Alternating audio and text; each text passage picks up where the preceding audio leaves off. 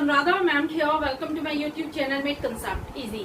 आज चैप्टर 7 का last topic explain करने जा रही हूँ जिसका नाम है कॉन्फ्लिक्ट रेजोल्यूशन स्ट्रेटजीज। देखो पूरा चैप्टर मैंने आपको डिटेल में एक्सप्लेन किया है। मैंने इस चैप्टर की प्लेलिस्ट भी बना दी है। पूरा चैप्टर आप एज पर एनसीईआरटी डिटेल में पढ़ सकते हैं क्योंकि आपका कोई भी टॉपिक मैंने स्किप नहीं किया है। जैसे आपकी बुक में दिया है उसी सीरीज के अकॉर्डिंग मैंने सारे टॉपिक आपको डिटेल में एक्सप्लेन किए हैं। तो आज 7 चैप्टर का लास्ट टॉपिक एक्सप्लेन करने जा रही हूँ। फुल कंसंट्रेशन के साथ देखना। देखो लास्ट वीडियो लेक्चर में मैंने आपको रीजंस बताए थे कि ग्रुप में कॉन्फ्लिक्ट अराइज क्यों होता है। थोड़ा सा उसी को हम कंटिन्यू कर लेते हैं। गार्डनर मर्फी के व्यूज हम जान लेते हैं। कॉन्फ्लिक्ट रेजोल्यूशन स्ट्रेटजीज एक्सप्लेन करने से पहले मैं आपको गार्डनर मर्फी के व्यूज एक्सप्लेन करती हूँ कि किस तरह से कॉन्फ्लिक्ट अराइज होता है ग्रुप में। तो देखो सबसे पहले मैं आपको बता रही हूँ गार्डनर मर्फी ने क्या कहा कॉन्फ्लिक्ट के बारे में। तो आप किस तरह से लिखेंगे, गार्डनर मर्फी ने एक बुक लिखी थी in the minds of man. देखो ये एक बुक लिखी गई है गार्डनर मर्फी के द्वारा। आपके एग्जाम में 1 मार्कर में पूछा जा सकता है कि in the minds of man ये बुक किसने लिखी है, तो आपको पता होना चाहिए गार्डनर मर्फी ने। दूसरा, गार्डनर मर्फी ने कौन सी बुक लिखी है, तो आपको बुक का भी नाम पता होना चाहिए, in the minds of man. इस बुक में मर्फी ने एक्सप्लेन किया कि जब भी कॉन्फ्लिक्ट अराइज होता है तो सबसे पहले इंडिविजुअल के माइंड में अराइज होता है, इंडिविजुअल के साइक में अराइज होता है। उसके बाद वो कॉन्फ्लिक्ट उसके बिहेवियर में रिफ्लेक्ट होता है। तो आप कैसे लिखेंगे, conflict begins in the mind and then go to the field. Go to the field का मतलब क्या हुआ कि बाद में वो कॉन्फ्लिक्ट उसके बिहेवियर में दिखता है, उसके एटीट्यूड में दिखाई देता है, उसकी पर्सनालिटी में रिफ्लेक्ट होता है। तो जब भी कोई कॉन्फ्लिक्ट अराइज होगा तो सबसे पहले अराइज होगा माइंड में और फिर वो जाएगा फील्ड में। ये डिफाइन किया है गार्डनर मर्फी ने अपनी बुक में in the minds of man. इसके बाद इन्होंने कॉन्फ्लिक्ट के 3 लेवल बताए हैं। पहला लेवल है स्ट्रक्चरल कंडीशन, दूसरा है ग्रुप लेवल और तीसरा है इंडिविजुअल लेवल। तो देखो सबसे पहले मैं आपको बताती हूँ स्ट्रक्चरल लेवल। देखो जो स्ट्रक्चरल कंडीशन होती है कॉन्फ्लिक्ट की, उसमें मेन रीजन क्या होते हैं, मेन कॉजेज क्या होते हैं कि गरीबी की वजह से कॉन्फ्लिक्ट अराइज होता है। दूसरा होता है अनइक्वल डिस्ट्रीब्यूशन ऑफ इनकम। अगर इनइक्वालिटी है इनकम डिस्ट्रीब्यूशन में, कोई तो बहुत ज्यादा अमीर है, कोई बहुत ज्यादा गरीब है, तो ऑटोमेटिकली वहाँ पर कॉन्फ्लिक्ट अराइज हो जाएंगे। इसके बाद limited opportunity in politics and in social group, तो वहाँ भी कॉन्फ्लिक्ट अराइज हो जाते हैं। तो आप कैसे लिखेंगे, स्ट्रक्चरल कंडीशन का सबसे मेन रीजन है पॉवर्टी। इसके साथ साथ आप डिफाइन करेंगे इकोनॉमिक इनइक्वालिटी।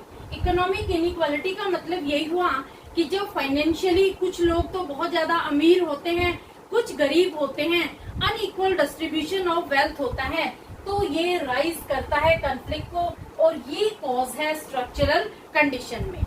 इसके बाद आ जाएगा limited political and social opportunity. देखो जब पॉलिटिकल और सोशल अपॉर्चुनिटीज लिमिटेड होती हैं तो वहाँ पर भी कॉन्फ्लिक्ट अराइज हो जाता है, क्योंकि हर इंसान को इक्वल अपॉर्चुनिटी मिलनी चाहिए। लेकिन अगर पॉलिटिकल पावर कुछ लोगों के हैंड्स में ही रेस्ट्रिक्टेड हो जाती है, कुछ लोगों के हैंड्स में ही कन्फाइंड हो जाती है, तो डेफिनेटली कॉन्फ्लिक्ट अराइज होगा। क्योंकि जो दूसरे ग्रुप हैं वो भी चाहते हैं पार्टिसिपेट करना, लेकिन अगर पावर कुछ लोगों के हैंड्स में ही वेस्टेड है तो वहाँ पर कॉन्फ्लिक्ट को मेन कॉज कंसिडर किया जाता है। अब आता है ग्रुप लेवल। ग्रुप लेवल में कॉन्फ्लिक्ट अराइज क्यों होता है, because of unequal resources and unequal power. देखो 2 ग्रुप हैं, एक ग्रुप के पास बहुत ज्यादा पावर है और जो दूसरा ग्रुप है वो अपने आप को बहुत ज्यादा वीक महसूस करता है क्योंकि उसकी किसी तरह की कोई एक्सेस नहीं है। इसी तरह से एक ग्रुप के पास जो रिसोर्सेज हैं वो अबंडेंस में अवेलेबल हैं, उसके पास प्लेंटीफुल रिसोर्सेज हैं, और दूसरा ग्रुप लैक करता है रिसोर्सेज में, उसके पास सफिशिएंट रिसोर्सेज भी अवेलेबल नहीं है। तो डेफिनेटली वहाँ पर कॉन्फ्लिक्ट दोनों ग्रुप के बीच में अराइज हो जाएगा। तो ग्रुप में यही होता है कि जब वहाँ पर अनइक्वल रिसोर्सेज होते हैं और अनइक्वल पावर होती है तो कॉन्फ्लिक्ट का मेन कॉज कंसिडर किया जाता है। तीसरा लेवल आता है इंडिविजुअल लेवल। इंडिविजुअल लेवल में कॉन्फ्लिक्ट अराइज होता है because of belief and bias attitude and behaviour.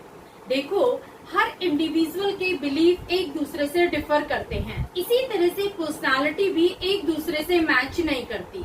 जब पर्सनालिटी एक दूसरे से मैच नहीं करती तो वहाँ पर क्या होता है, बायस्ड एटीट्यूड हो जाता है, प्रेजुडिस्ड बिहेवियर हो जाता है और पर्सन दूसरे को इंफीरियर कंसिडर करने की कोशिश करता है, तो डेफिनेटली वहाँ पर कॉन्फ्लिक्ट अराइज हो जाता है। तो ये 3 लेवल आपको समझ में आए।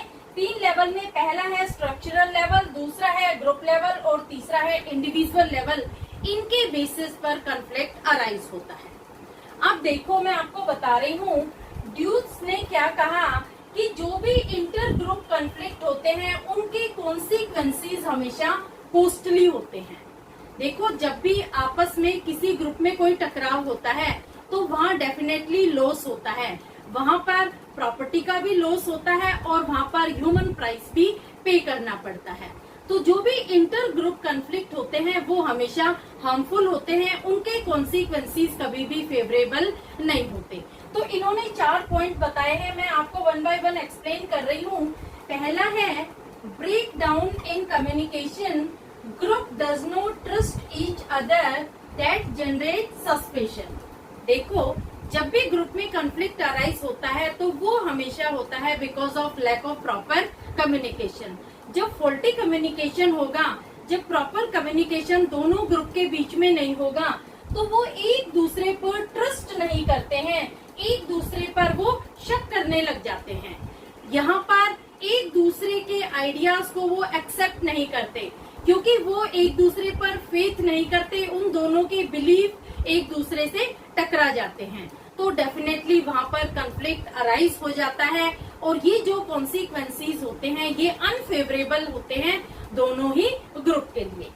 दूसरा पॉइंट आता है they magnify their differences, they perceive their own behaviour as fair and others behaviour as unfair.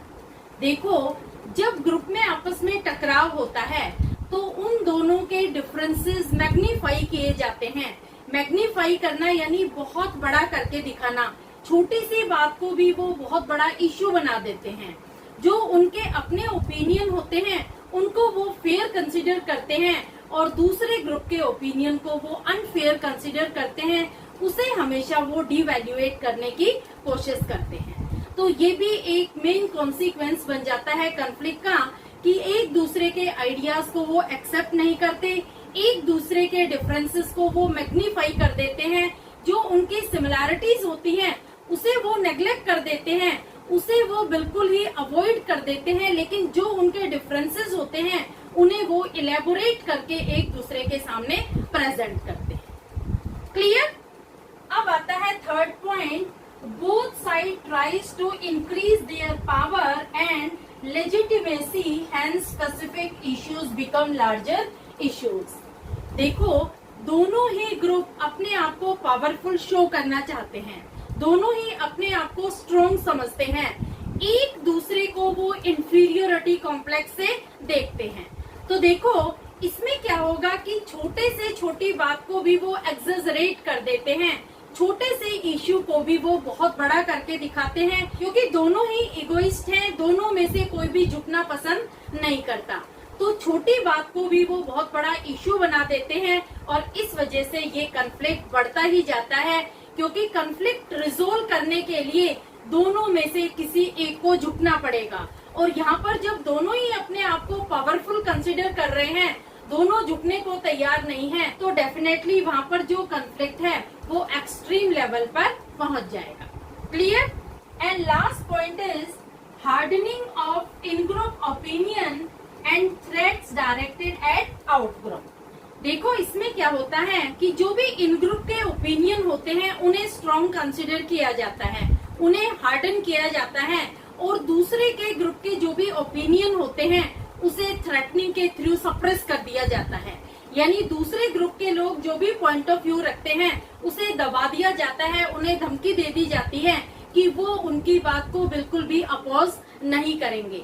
तो उन्हें थ्रेटनिंग के थ्रू सप्रेस किया जाता है, तो यहाँ पर दोनों ग्रुप में कॉन्फ्लिक्ट अराइज हो जाता है, क्योंकि एक ग्रुप अपने आप को पावरफुल कंसीडर कर रहा है, अपने ही पॉइंट ऑफ व्यू को वो स्ट्रॉन्ग समझ रहा है, और दूसरे को जब वो सप्रेस करता है तो डेफिनेटली वहाँ पर कॉन्फ्लिक्ट अराइज हो जाता है। तो ये 4 पॉइंट थे, मैंने आपको डिटेल में एक्सप्लेन किए हैं। अब मैं आपको एक्सप्लेन कर रही हूँ कॉन्फ्लिक्ट रेजोल्यूशन स्ट्रेटेजी। देखो, कॉन्फ्लिक्ट रेजोल्यूशन स्ट्रेटेजी का मतलब क्या हुआ कि जब भी कोई कॉन्फ्लिक्ट अराइज होता है तो उसे रिजोल्व करने के लिए, उसे सॉर्ट आउट करने के लिए, उसे सोल्व करने के लिए कोई ना कोई स्ट्रेटेजी प्लान आउट करनी होती है, नहीं तो कॉन्फ्लिक्ट की कोई एक्सटेंशन नहीं होती। कॉन्फ्लिक्ट बहुत ज्यादा नुकसान कर सकता है, इस वजह से कॉन्फ्लिक्ट को सॉर्ट आउट करने के लिए स्ट्रेटेजीज डेवलप की जाती हैं। 7 स्ट्रेटेजी मैंने लिखी हुई है, सारी मैं आपको डिटेल में 1 बाय 1 एक्सप्लेन कर रही हूँ, ध्यान से सुनना। पहली है इंट्रोडक्शन ऑफ सबऑर्डिनेट गोल्स। तो जो इंट्रोडक्शन ऑफ सबऑर्डिनेट गोल है, ये आप बहुत अच्छे से समझ सकते हैं sheriff study in cooperation and competition. जो शेरिफ स्टडी है, ये आपके बुक में कॉपरेशन और कंपटीशन इस टॉपिक में बहुत डिटेल में एक्सप्लेन की गई है। मैं आपको समझा रही हूँ ये स्टडी क्या है। देखो, शेरिफ ने एक एक्सपेरिमेंट किया था। 11 से 12 साल के बच्चे थे जो एक समर कैंप अटेंड करने आए थे। सारे बच्चे एक दूसरे से अननोन थे, अनफेमिलियर थे, यानी वो एक दूसरे को जानते पहचानते नहीं थे। यहाँ इस कैंप में कुछ एक्सपेरिमेंटर्स थे जो बच्चों के बिहेवियर को ऑब्जर्व करने के लिए आए थे, लेकिन बच्चों को नहीं पता था कि वो उन पर स्टडीज कंडक्ट कर रहे हैं। तो देखो, जो एक्सपेरिमेंटर थे उन्होंने क्या किया, 4 फेज में इस एक्सपेरिमेंट को कंडक्ट किया। पहला था फ्रेंडशिप फॉर्मेशन, दूसरा था इन ग्रुप फॉर्मेशन, तीसरा था इंटर ग्रुप कंपटीशन और चौथा था इंटर ग्रुप कोऑपरेशन। तो देखो, जो फर्स्ट फेज था उसमें क्या था कि बच्चों को एक दूसरे के फ्रेंड्स बनाए गए। वो बच्चे एक दूसरे को जानते नहीं थे, उनमें फ्रेंडशिप डेवलप की गई। दूसरे फेज में क्या हुआ कि उनके इन ग्रुप बनाए गए, यानी उन बच्चों को 2 ग्रुप में डिवाइड कर दिया गया। कुछ बच्चे ए ग्रुप में कर दिए और कुछ बच्चे बी ग्रुप में कर दिए। अब तीसरे फेज में क्या किया कि उन दोनों ग्रुप के बीच में कंपटीशन करवाया गया। तो उन्होंने क्या ऑब्जर्व किया कि जो ए ग्रुप के बच्चे थे वो इन ग्रुप मेंबर्स के लिए कोहेसिवनेस दिखाने लगे, वो बहुत ज्यादा लॉयल बन गए थे अपने ग्रुप मेंबर्स के लिए, और दूसरे ग्रुप के लिए उनके अंदर हॉस्टिलिटी डेवलप हो गई थी। तो थर्ड फेज में जब दोनों ही ग्रुप में इंटर ग्रुप कंपटीशन डेवलप हो गया, एक दूसरे के लिए एग्रेशन डेवलप हो गया, हॉस्टिलिटी डेवलप हो गई, तो यहाँ पर एक्सपेरिमेंटर ने 4th फेज रखा और उस फेज में इंटर ग्रुप कंपटीशन कंडक्ट किया। इस फेज में उन्होंने क्या किया कि उन्होंने एक सबऑर्डिनेट गोल रखा। सबऑर्डिनेट गोल क्या रखा कि दोनों ही ग्रुप की वाटर सप्लाई को डिसरप्ट कर दिया, और दोनों ही ग्रुप के स्टूडेंट्स को बोला गया कि इस सिचुएशन से ओवरकम करने के लिए आप दोनों को एक दूसरे की हेल्प करनी होगी। कोऑर्डिनेटेड एफर्ट्स और कोऑपरेशन के थ्रू ही आप इसे ओवरकम कर सकते हैं। तो पानी तो दोनों ही ग्रुप के लिए रिक्वायर्ड था, दोनों ही ग्रुप के लिए बहुत ज्यादा एसेंशियल था। तो दोनों ही ग्रुप के स्टूडेंट्स ने जो हॉस्टिलिटी थी वो रिड्यूस की, और कोऑपरेशन के थ्रू जो ये वाटर सप्लाई डिसरप्ट की गई थी इसे ओवरकम किया। तो यहाँ पर ये एग्जिबिट किया जाता है, ये ऑब्जर्व किया जाता है कि अगर 2 ग्रुप को एक सबऑर्डिनेट गोल दे दिया जाए जिस गोल से उन दोनों को ही बेनिफिट मिलने वाला है, तो वहाँ पर हॉस्टिलिटी कम हो जाती है और कोऑपरेशन वहाँ पर डेवलप हो जाता है। तो ये होता है आपका सबऑर्डिनेट गोल। तो समझ आया आपको, ये जो शेरिफ का एक्सपेरिमेंट था, शेरिफ के एक्सपेरिमेंट में यही बताया गया है कि अगर कॉन्फ्लिक्ट को रिजोल्व करना चाहते हैं तो हमें एक सबऑर्डिनेट गोल रखना चाहिए, दोनों ही ग्रुप के सामने दोनों को ही बेनिफिट मिलने वाला हो, तो दोनों ग्रुप की हॉस्टिलिटी रिड्यूस हो जाएगी एक दूसरे के लिए और वहाँ पर कोऑपरेशन डेवलप हो जाएगा। तो आप क्या लिखेंगे, subordinate goal is beneficial to both parties, hence both group work cooperatively. देखो, जब एक चीज से दोनों को ही फायदा मिलने वाला है तो दोनों ही मिलकर के वहाँ कोऑपरेशन से काम करेंगे, कोऑर्डिनेटिव एफर्ट्स होंगे। तो ये होता है आपका सबऑर्डिनेट गोल। तो ये आपकी फर्स्ट स्ट्रेटेजी है कॉन्फ्लिक्ट रिजोल्व करने की, कि जब भी कॉन्फ्लिक्ट रिजोल्व करना हो दो ग्रुप के बीच में, तो वहां पर इंट्रोड्यूस कर दो सबऑर्डिनेट गोल, क्योंकि सबऑर्डिनेट गोल ऐसा गोल होता है जिससे दोनों ही पार्टी को बेनिफिट मिलने वाला होता है, और जब दोनों पार्टी बेनिफिटेड होंगी तो उस गोल को अचीव करने के लिए उनके कोऑर्डिनेटेड एफर्ट्स होंगे, एक दूसरे के साथ कोऑपरेशन से वो कोऑर्डिनेटेड एफर्ट्स करेगी, मिलजुल के काम करेंगे, एक दूसरे की हेल्प करेंगे, और वहाँ पर उनकी जो हॉस्टिलिटी है, एक दूसरे के लिए एग्रेशन है, वो रिड्यूस हो जाएगा और वहाँ पर कोऑपरेशन डेवलप हो जाएगा। तो ये स्ट्रेटेजी है आपकी first strategy, introduction of subordinate goal. तो क्लियर होगी आपको ये। अब आती है second strategy, that is altering perception. देखो, परसेप्शन का मतलब होता है आउटलुक, आपका नजरिया। जब आउटग्रुप को आप नेगेटिवली परसीव करते हैं, आपका आउटलुक ही नेगेटिव है, तो आप हमेशा उनके नेगेटिव पॉइंट्स को ही कंसीडर करेंगे, उनके जो भी पॉजिटिव पॉइंट्स हैं वो आप इग्नोर कर देंगे। तो देखो, जब ग्रुप के परसेप्शन को हमें ऑल्टर करना होता है, चेंज करना होता है, और अगर वो रेडी नहीं होते अपने परसेप्शन को चेंज करने के लिए, तो हमें उन्हें एजुकेट करना चाहिए, मीडिया की हेल्प के थ्रू उनके परसेप्शन को चेंज करना चाहिए, उनके अंदर एम्पैथी की स्पिरिट डेवलप करनी चाहिए। देखो, एम्पैथी, ये मैं आपको प्रीवियस वीडियो लेक्चर में बहुत अच्छे से बता चुकी हूँ। एम्पैथी और सिंपैथी ये दोनों ही डिफरेंट टर्म है। सिंपैथी में क्या होता है कि आप एक सिंपल सहानुभूति दिखाते हैं सामने वाले के साथ, लेकिन एम्पैथी में क्या होता है कि सामने वाले की सिचुएशन में आप अपने आप को रखते हैं और फिर आप फील करते हैं कि इसके साथ किस तरह की प्रॉब्लम अराइज हो रही होगी, क्योंकि जब उसकी सिचुएशन में आप अपने आप को रख देते हैं तब आप उस सिचुएशन को महसूस कर पाते हैं। तो ये होता है एम्पैथेटिक बिहेवियर। तो जब दोनों ही ग्रुप मेंबर्स का एम्पैथेटिक बिहेवियर होगा तो वहाँ पर कॉन्फ्लिक्ट रिजोल्व होने के चांसेस बहुत ज्यादा बढ़ जाते हैं। तो आप इसे किस तरह से डिफाइन करेंगे? Conflict can be reduced through education and media appeals, promoting empathy for others should be taught. तो देखो, परसेप्शन को चेंज करना बहुत जरूरी है।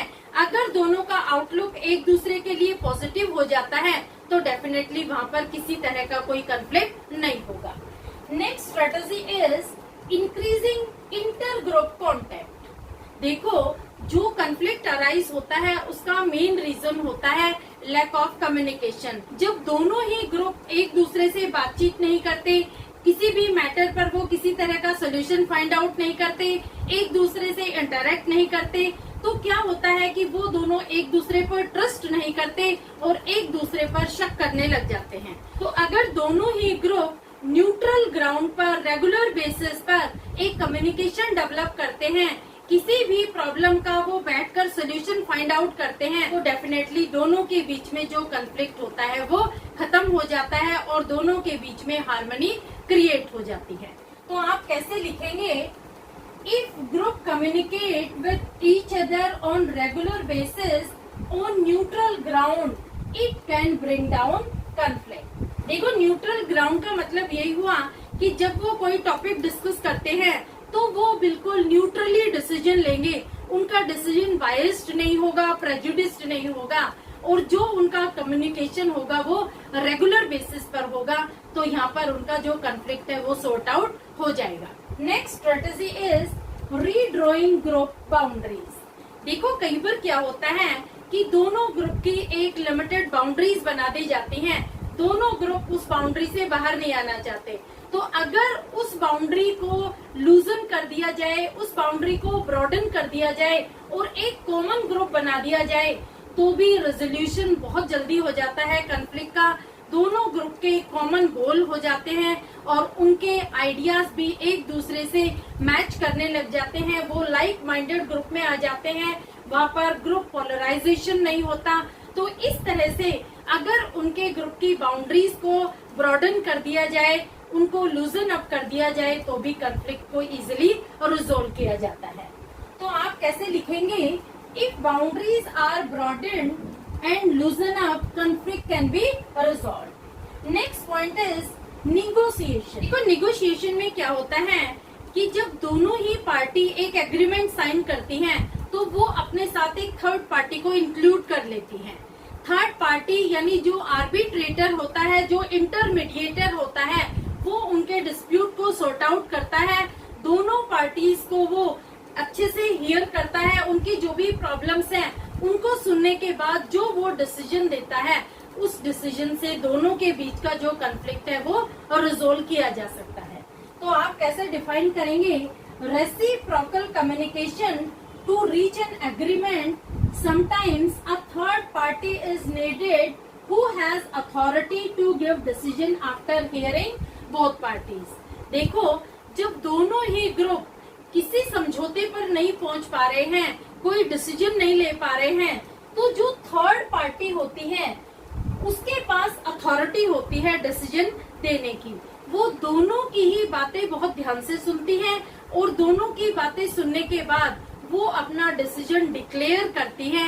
उस डिसीजन के थ्रू भी उनके बीच का कॉन्फ्लिक्ट रिजोल्व किया जा सकता है। नेक्स्ट पॉइंट है स्ट्रक्चरल सॉल्यूशन। देखो, ये बहुत इम्पोर्टेंट है। इसमें क्या है कि जब भी रिसोर्सेज को डिस्ट्रीब्यूट किया जाए तो वो सोशल जस्टिस के साथ डिस्ट्रीब्यूशन होना चाहिए। डिस्ट्रीब्यूशन आप 3 बेसिस पर कर सकते हैं। या तो आप दोनों ही पार्टीज को इक्वल रिसोर्सेज डिस्ट्रीब्यूट करेंगे, या जिस ग्रुप को ज्यादा रिक्वायरमेंट है, ज्यादा नीड है, उसे ज्यादा रिसोर्सेज दे दो, और जिस ग्रुप को कम रिक्वायरमेंट है उसे कम रिसोर्सेज दे दो। और तीसरा आता है इक्विटी। इसमें क्या होता है कि जिस ग्रुप ने ज्यादा कंट्रीब्यूट किया है उसे ज्यादा रिसोर्सेज दो, और जिस ग्रुप ने कम कंट्रीब्यूट किया है उसे कम रिसोर्सेज। तो इसे आप कैसे डिफाइन करेंगे? Social justice can be given on the basis of equality, need and equity. तो स्ट्रक्चरल सॉल्यूशन में जो भी डिस्प्यूट होता है उसे रिजोल्व करने का बहुत अच्छा तरीका है कि यहाँ पर 3 ग्राउंड दिए गए हैं, 3 बेसिस दिए गए हैं, उसके बेस पर सोशल जस्टिस किया जा सकता है। पहला है इक्वालिटी। इक्वालिटी में क्या होता है कि दोनों ही ग्रुप में इक्वल रिसोर्सेज डिस्ट्रीब्यूट कर दो, यानी दोनों ग्रुप को एक जैसे ही रिसोर्सेज दो, ना किसी को ज्यादा ना किसी को कम। दूसरा है नीड। नीड का मतलब क्या हुआ कि जिस ग्रुप को रिक्वायरमेंट है, जिस ग्रुप को नीड है, उसे ज्यादा रिसोर्सेज दे दो, और जिस ग्रुप को नीड नहीं है उसे कम रिसोर्सेज दे दो। और तीसरा है इक्विटी। इक्विटी में क्या होता है कि जिस ग्रुप ने ज्यादा कंट्रीब्यूट किया है उस ग्रुप को ज्यादा रिसोर्सेज दो, और जिस ग्रुप ने कम कंट्रीब्यूट किया है उस ग्रुप को कम रिसोर्सेज देकर कॉन्फ्लिक्ट को रिजोल्व कर दो। Clear? And last strategy is respect for other group norms. देखो, ये बहुत इम्पोर्टेंट है। इसमें क्या होता है कि एक ग्रुप अपने नॉर्म्स को तो बहुत ज्यादा इम्पोर्टेंस देता है, बहुत ज्यादा रिस्पेक्ट देता है, और दूसरे ग्रुप के नॉर्म्स को वो हमेशा डिवैल्यूएट करता है। इस वजह से कॉन्फ्लिक्ट अराइज होता है। तो हमें सामने वाले ग्रुप के नॉर्म्स को भी एक्सेप्ट करना चाहिए, उसे भी हमें एक रिस्पेक्ट देनी चाहिए, तभी कॉन्फ्लिक्ट को रिजोल्व किया जा सकता है। तो इसमें आप क्या लिखेंगे? It is necessary to respect each other groups norms and belief. तो इसका मतलब यही है कि दोनों ग्रुप को एक दूसरे के बिलीफ का रिस्पेक्ट करना चाहिए, एक दूसरे के जो भी नॉर्म्स बने हुए हैं, रूल्स रेगुलेशंस बने हुए हैं, उन्हें ब्रेक नहीं करना चाहिए, उनकी रिस्पेक्ट करनी चाहिए, उन्हें फॉलो करना चाहिए। तो डेफिनेटली जो भी कॉन्फ्लिक्ट होता है वो रिजोल्व हो जाता है। तो ये 7 स्ट्रेटजी मैंने आपको डिटेल में एक्सप्लेन की है। देखो, जो इंटर ग्रुप कॉन्फ्लिक्ट है ये बहुत इम्पोर्टेंट टॉपिक है, क्योंकि आपके सीबीएसई एग्जाम में ये 6 मार्कर में पूछा जाता है। इंटर ग्रुप कॉन्फ्लिक्ट के रीजन क्या है और इंटर ग्रुप कॉन्फ्लिक्ट को रिजोल्व करने की स्ट्रेटजी कौन कौन सी है, ये पूरा टॉपिक आप डिटेल में तैयार कर लेना, क्योंकि 6 मार्कर में आने के इसके बहुत ज्यादा चांसेस होते हैं। मैंने आपको डिटेल में एक्सप्लेन किया है। प्रीवियस वीडियो लेक्चर में मैंने आपको रीजंस बताए हैं, कॉजेस बताए हैं इंटर ग्रुप कॉन्फ्लिक्ट के, और इस वीडियो लेक्चर में मैंने आपको सारी स्ट्रेटजी बताई है कि किस तरह से कॉन्फ्लिक्ट रिजोल्व किया जाता है। आज आपका जो चैप्टर 7 है वो खत्म हो जाता है। ये चैप्टर 7 का लास्ट वीडियो लेक्चर है। फिर भी इस चैप्टर में अगर आपको किसी तरह की कोई क्वेरी हो तो feel free to comment in comment box. अब मैं आपका नया चैप्टर शुरू करूंगी नेक्स्ट वीडियो लेक्चर में, दैट इज चैप्टर नंबर 8। तो आप पूरा चैप्टर 7 पढ़ने के लिए मेरी प्लेलिस्ट देख लेना। पूरा चैप्टर मैंने आपको डिटेल में एज पर एनसीईआरटी एक्सप्लेन किया है। होपफुली आपको अच्छे से समझ में आ जाएगा। Please like it, subscribe it and share it to your friends. Okay, thank you.